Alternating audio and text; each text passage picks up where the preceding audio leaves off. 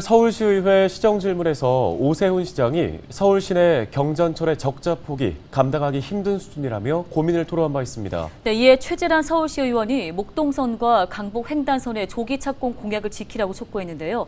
관련 내용을 직접 연결해서 들어보겠습니다. 의원님 안녕하십니까? 안녕하십니까. 서울시의회 의원 최재란입니다. 반갑습니다. 예, 저희 앞서 전해드린 것처럼 오세훈 서울시장이 지난달 본회의에서 경전철 사업에 대해서 확신에 고민이 있다 이런 발언을 했습니다. 어떻게 들으셨습니까? 불과 몇 달 전 지방선거 당시 서울 곳곳에 목동선 강북선 조기 착공이라는 현수막이 걸렸었습니다. 오세훈 후보 이름으로요. 공약은 지방의원도 마찬가지지만 시민들과의 약속입니다.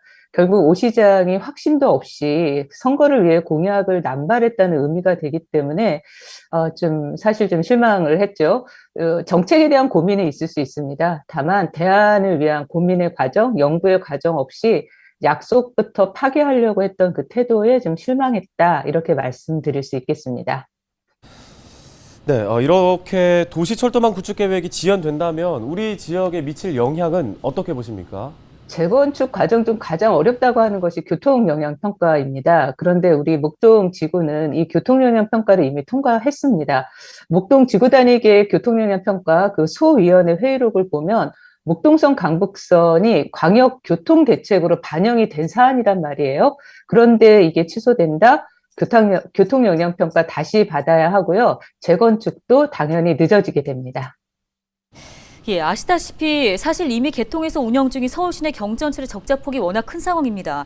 이렇다 보니 일각에서는 이 사업을 단순히 어떤 교통복지 프레임을 씌워 추진하는 데 좀 부담이 있지 않냐는 의견도 있는데요. 어떤 의견이십니까? 서울시 정책과 사업을 적자와 흑자, 즉 가성비의 개념으로 접근한다면 사실 접어야 할 사업이 한두 가지가 아닙니다. 그런데 왜 경전철에 다른 잣대를 대는지 좀 의문이 들고요. 말씀처럼 교통소외 지역에 거주하는 시민들을 위한 정책입니다.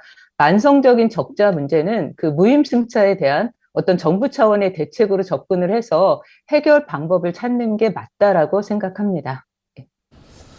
네, 지금 목동선과 강북 횡단선 착공을 기다려온 주민들은 불안해하실 것 같습니다. 앞으로 이들 경전철 사업이 원활하게 추진되기 위해서 어떤 노력을 해야 한다고 보십니까?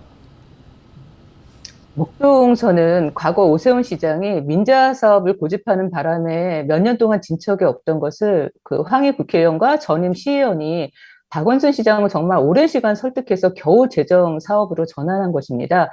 그리고 이미 국토교통부와 기획재정부 간에 관계부처 협의를 마쳤단 말이죠. 그래서 지금 예비타당성 조사가 한참 진행 중인 상황인데 오 시장의 이번 발언은 승인하지 말라는 시그널로 읽힙니다. 그래서 저는 상당히 좀 우려가 되고요. 그렇기 때문에 오 시장이 책임의식과 의지를 가지고 시민들과의 약속을 지키기 위해 노력해야 한다고 생각합니다. 저도 시에서 지속적으로 살피고 챙기겠습니다. 네, 알겠습니다. 말씀 여기까지 듣겠습니다. 서울시의회 최재란 의원이었습니다.